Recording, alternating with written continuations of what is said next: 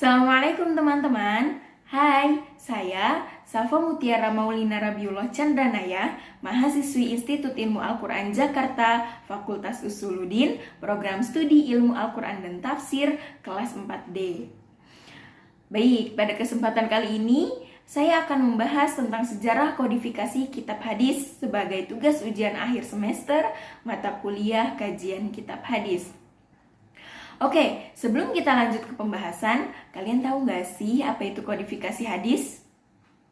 Ya, kodifikasi hadis adalah penghimpunan atau pengumpulan catatan-catatan hadis dalam satu buku atau mushaf. Nah, di sini kodifikasi hadis terbagi menjadi 3 periode. Periode pertama yaitu pada masa Rasulullah SAW. Periode ini adalah masa pertama sejarah dan perkembangan hadis. Nah, sejarah perkembangan hadis juga cukup singkat, hanya 23 tahun, mulai dari tahun 13 sebelum Hijriah sampai tahun 11 Hijriah.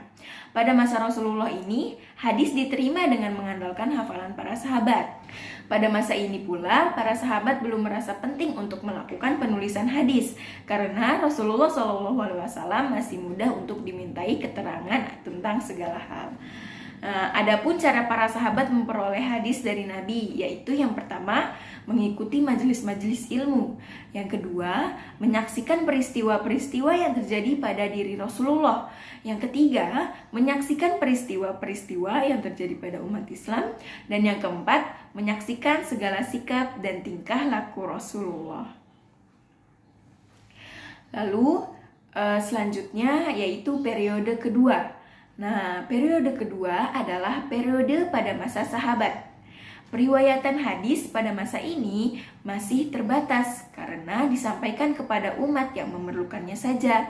Jadi, belum bersifat pengajaran resmi dan belum adanya penulisan hadis. Pada masa ini, periwayatan hadis begitu sedikit dan lamban karena disebabkan oleh kecenderungan para sahabat untuk membatasi riwayat hadis.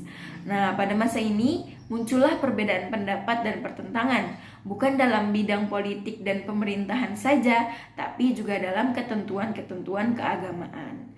Dari sini muncul pemalsuan hadis. Maka dari itu, sahabat mulai selektif dalam menerima riwayat hadis dengan cara yang pertama, jaminan atas kesohihan riwayat dan kapasitas pembawanya. Lalu yang kedua, mencari hadis yang sama dari perawi lain. Yang ketiga, meminta kesaksian selain dari periwayat. Oke, selanjutnya yaitu periode ketiga. Periode ketiga itu pada masa tabi'in. Pada periode ini, hadis mulai dikodifikasi secara resmi yang dipelopori oleh Khalifah Umar bin Abdul Aziz. Beliau menginstruksikan kepada para gubernur di semua wilayah Islam untuk menghimpun dan menulis hadis-hadis Nabi dengan menyeleksi hadis yang dikumpulkannya secara ketat. Lalu pada abad keempat sampai pertengahan abad ke-7 Hijriah, disinilah proses pengembangan dan penyempurnaan sistem penyusunan kitab-kitab hadis. Masa ini disebut juga dengan masa pemeliharaan, penerbitan, penambahan, dan penghimpunan. Lalu selanjutnya pada masa pertengahan abad ke-7 sampai sekarang, para ulama berupaya mensyarahi kitab hadis yang sudah ada. Masa ini disebut juga dengan masa pensyarahan, penghimpunan, dan pentahrijan hadis. Lalu selanjutnya saya akan membahas pengertian jenis kitab hadis dan contohnya. Yang pertama itu ada Al-Ajza. Al-Ajza adalah kitab yang disusun untuk menghimpun hadis-hadis yang diriwayatkan oleh satu orang, baik dari generasi sahabat maupun generasi sesudahnya. Lalu yang kedua ada Al-Jami. Al-Jami adalah teknik pembukuan hadis yang mengakumulasi 9 masalah, yaitu aqaid, hukum, perbudakan, adab makan minum, tafsir, tarik atau sejarah, terus sifat-sifat akhlak, fitnah, dan sejarah monaqaid. Nah, lalu yang ketiga ada Al-Mustadrak.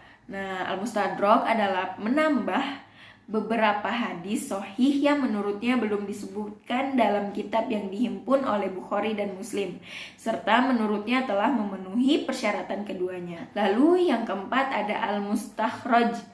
Nah, al-mustakhraj ialah seorang penghimpun hadis mengeluarkan beberapa buah hadis dari sebuah kitab hadis seperti yang diterima dari gurunya sendiri dengan menggunakan sanad sendiri. Lalu yang kelima ada musnad. Nah, musnad ialah menghimpun semua hadis dari tiap-tiap sahabat tanpa memperhatikan masalah atau topiknya.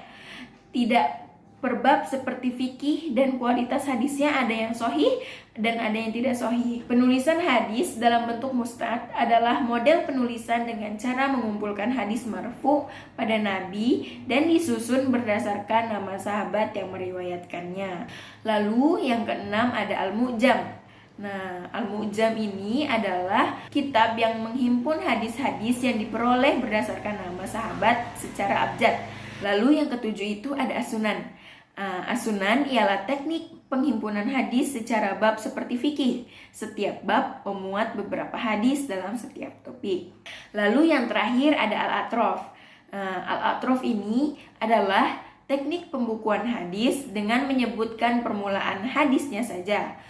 Baik teman-teman, itulah sedikit pembahasan yang dapat saya sampaikan. Semoga apa yang saya sampaikan bisa menambah ilmu dan wawasan teman-teman sekalian tentang hadis.